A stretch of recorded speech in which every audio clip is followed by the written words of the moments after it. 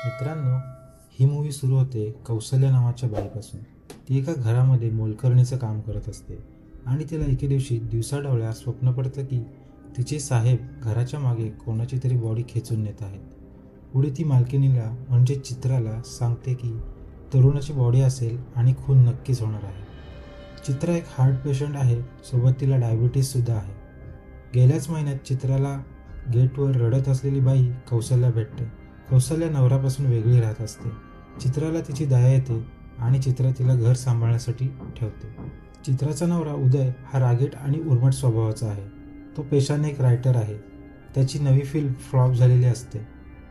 एकदा उदय बाहेर गेलेला असताना चित्राला उदयच्या डेस्कवर एका स्क्रिप्टची डायरी मिळते. नाव असते सापळा, रिटन बाय दीपक समर्थ. पण तिला ती पूर्ण वाचायला मिळत नाही. रात्री जेवण करत असताना उदय चित्राला सांगतो की त्याचे काही रिलेटिव्ज राहायला येणार आहेत, तर कौसल्याला सुट्टी दे. कौसल्या खूप वेगळी असते म्हणून, पण ते खूप अग्रेसिव्हली बोलतो. पुढे चित्रा उदयला विचारते की डेस्कवरची सापळा नावाची स्क्रिप्ट 2 दिवसांपूर्वीच आली आहे आणि तेव्हापासूनच तुझं वागणं बदललं आहे. यावर उदय भडकतो आणि तिथून निघून जातो. रात्री झोपल्यावर चित्राला उदय बाजूला नसल्याचे समजते. ती त्याला शोधायला खाली जाते. बाहेर उदय एक खड्डा खणत असतो. तिला काही कळत नाही. तिला ते स्वप्न वाटतं. सकाळी ती त्याच ठिकाणी जाऊन पाहते तर खड्डा हा प्रत्यक्षात खणलेला असतो. चित्रा उदयच्या जवळच्या मित्राला भानुदादाला फोन करून बोलवून घेते आणि सांगते की उदयचं वागणं बदललंय. त्याने रात्री खड्डा खणला, खूप सारे हत्यारे आणि पोलिसांच्या बेड्या जमवून घेतल्या. भर उन्हामध्ये रेनकोट घालून बॉडी खेचतात तशी प्रॅक्टिस करत होता. यावर भानुदादा सांगतो की उदयला प्रसिद्धीची हाव आहे आणि जी नवीन स्क्रिप्ट त्याला मिळाली आहे त्याने जर तो इन्सिक्युअर वाटून घेत असेल तर असे होत असणार. त्यामुळे काळजी करायचे कारण नाही. एवढ्यात उदय दीपक समर्थला घेऊन घरी येतो आणि भानू व चित्रासोबत त्याची ओळख करून देतो.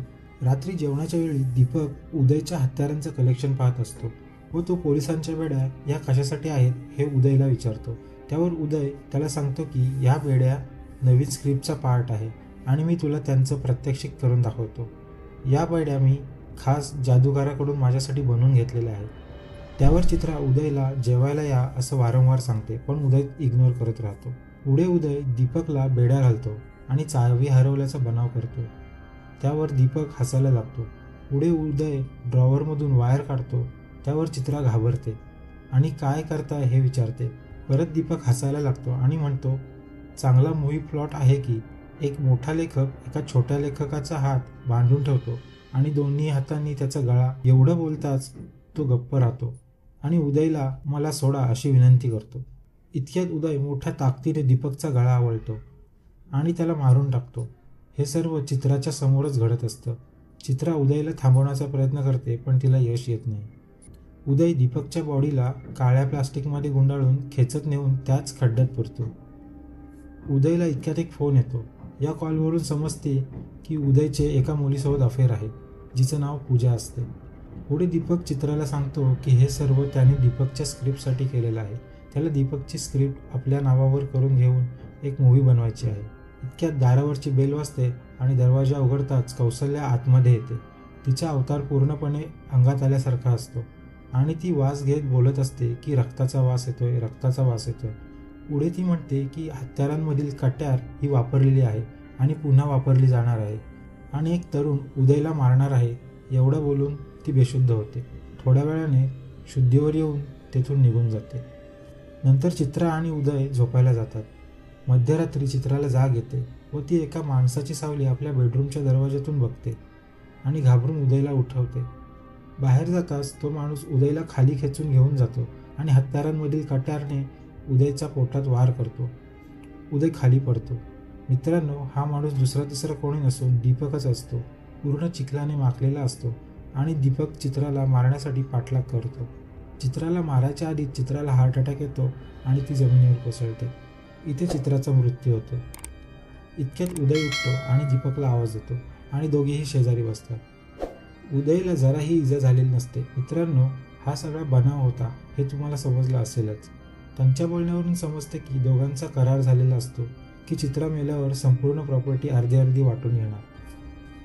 पुढे उदय कौसल्यालाही निघून जाण्यासाठी सांगतो. तेवढ्यात त्याचा मित्र आणि पेशाने वकील भानू येतो. तसं दीपक काम करत असलेला लॅपटॉप लॉक करून बाहेर जातो. भानू उदयला प्रॉपर्टीचे कागदपत्र दाखवतो. 80 कोटी रुपये, चित्राचा विम्याचे 5 कोटी आणि हा बंगलो हे तुझ्या नावावर होईल असं सांगतो आणि निघून जातो. त्यानंतर दीपक येऊन लॅपटॉपवर काम पुन्हा सुरू करतो. दीपक जाताना लॅपटॉप लॉक करून का गेला असेल आणि असं त्याच्यात काय लिहिलं होतं हे उदयला जाणून घ्यायचं होतं. नंतर उदय मुद्दाम एक काचेची बाटली फोडतो व हाताला लागून घेतो. दीपक तिथे येतो. उदय त्याला सांगतो की हे सगळं साफ कर, मी ड्रॉवरमधून औषध लावून घेतो असं सांगून दीपकचा लॅपटॉप उघडतो आणि त्यातील फाईल आपल्या मेलवर पाठवतो आणि प्रिंट करून घेऊन येतो.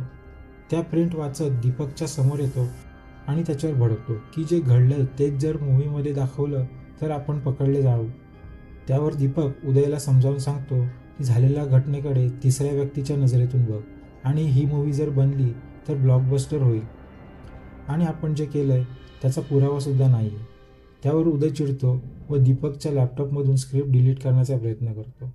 त्यावर दीपक म्हणतो, लॅपटॉपमधून डिलीट कराल हो, पण माझ्या डोक्यातून नाही, आणि डोक्यातून डिलीट करायचे असल्यास मला मारावे लागेल आणि तुम्ही तेवढी मोठी रिस्क घेऊ शकत नाही. आणि पुढे म्हणतो, ही मूवी विकायला मला मदत करा, आपण पैसे वाटून घेऊ. तरीही उदय नाही म्हणतो. त्यावर दीपक तेथून निघून जायचं ठरवतो. उदय दीपकला थांबवतो. तोपर्यंत बाहेर उदयची फ्रेंड पूजा येते. उदय तिला बाहेरच्या बाहेर भेटतो व तिला परत पाठवतो.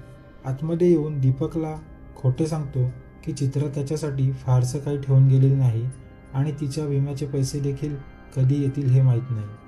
तेव्हा मी या फिल्मसाठी 50% रॉयल्टीची ऑफर देतो. दीपक हे मान्य करतो. दीपकची स्क्रिप्ट इंटरव्हलपर्यंत लिहून झालेली असते. उदय म्हणतो, पुढची स्क्रिप्ट मी सांगतो, पण त्यासाठी आपल्याला त्या दिवशीसारखे सीन क्रिएट करायला लागतील. त्या सीनमध्ये पोलीस येतात आणि स्टोरीमधला रायटर म्हणजे उदय त्याच्याशी मारामारी करतो असा सीन आहे. तर ते दोघं खोटं खोटं मारायला लागतात. या झटापटीत उदय मुद्दाम स्वतःला लागेल असं करून घेतो व त्याच्या लागतं आणि रक्त देखील येतं. पुढे उदय दीपकला हत्यारांमधील एखादा हत्यार घ्यायला सांगतो आणि हातात घेतल्यावर परत ठेवायलाही सांगतो. त्यानंतर उदय सोफ्याच्या मागे ठेवलेली खरी पिस्तूल बाहेर काढतो आणि दीपकवर ताणतो आणि म्हणतो, सापळा फिल्म इथेच संपते. काल रात्रीच या पिस्तूलमध्ये मी गोळ्या भरून ठेवलेल्या होत्या. आणि त्याला क्लायमॅक्स सांगतो की एकटा घरात राहणारा साधा रायटर बायकोच्या पैशामुळे पैसेवाला झाला आणि तो पैसा लुटायला तू आलास, हातात कुऱ्हाड उचललीस, तोच मी तुझ्यावर माझ्या लायसन्स असलेल्या पिस्तूलने सेल्फ डिफेन्ससाठी गोळ्या झाडल्या असे म्हणत उदय गोळ्या चालवतो. पण बघतो तर काय, पिस्तूल रिकामी. यावर दीपक मोठमोठ्याने हसू लागतो आणि हत्यारांच्या कलेक्शनमधील दुसरी पिस्तूल उचलून बोलतो, आता माझा अँटी क्लायमॅक्स ऐका. ज्यावेळी पिस्तूल सोफ्याच्या मागे लपवलीस त्यावेळी मी देखील जागा होतो आणि सोफ्यामागच्या पिस्तूलमधील गोळ्या खाली करून मी दुसऱ्या पिस्तूलमध्ये भरल्या आहेत.